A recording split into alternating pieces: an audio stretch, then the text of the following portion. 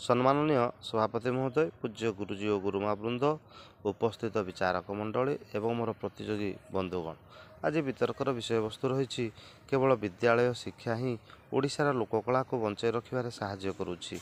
ये विषय वस्तु आधार में मते किछि कहिबार सुजोग मिलिथिबारु मु निजकु धन्य मन करुछि। तेणु ओडिशार लोककला बहु पुरातन। आम ओडोसी नृत्य सारा विश्व में प्रसिद्ध। छौ, दासकाठिया, पाला आदि लोककलार लोकप्रियता कालक्रमे आधुनिकतार प्रभाव में ह्रास होबार लगी। आगरू गाँ गंडारे पाला, दासकाठिया, गोटीपुआ नाच आदि देखा मिलूला, किंतु ताहा आज बहुमात्रा लोप पाइबाकु बसिलानी।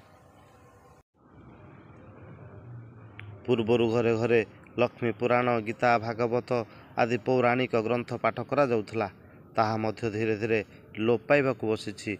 आम लोककला, आम महान परंपरा और संस्कृति आम समाजर मेरुदंड सदृश। यार ह्रासरे आम समाजर अनेक क्षति मध्य साधन होउछि। विद्यालय मानकरे अनेक शिक्षा दिया जाइथाय। पाठ्य खसड़ा अनुसार पिलामानंकु पाठ पढ़िबाकु पड़िथाय। उत्तम नंबर रखि पिलाटे उत्तीर्ण हेबारे पिलामानंकर उद्देश्य ही थाए। हाँ, लोककला संपर्क में आम शिक्षक शिक्षयित्री ठारू पिलामाने ज्ञान अर्जन करि पारंती, किंतु तार वास्तव रूपायन समाज रे एथिपाई जनजागरण आवश्यकता रही। आज छोट पिलाटे पॉप डांस कथा जानिछि, किंतु ओडोसी, छौ, गोटीपुआ आदि लोककला संपर्क में से अज्ञ कहीं।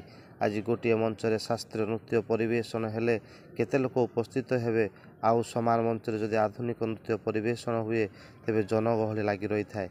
ताहा आपण माने बेस भल भाव जानिचंती। तेणु एथिपाई आमे समस्ते सजाग नहेले नेड़ीगुड़ कहूणी को बोहीजिब। यही महान सांस्कृतिक परंपरा लोककलार अवक्षय को रोकने विद्यालय शिक्षा ही यथेष्ट नुहे। एथिपाई प्रत्येक परिवार, समाज, प्रत्येक व्यक्ति, राज्य और देशर सरकार को मध्य ए बाबद में सचेतन रहिबाकु पड़िबो। एथिपाई इलेक्ट्रोनिक्स मीडिया रे प्रचारित होउथबा नग्नता को रोकबाकु पड़िबो।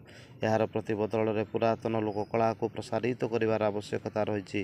गाँ गाँ रे जन सचेतनता प्रोग्राम करी आमर ऐक्य, संस्कृति, परंपरा और लोककला विषय रे सचेतन करिबाकु पड़िबो।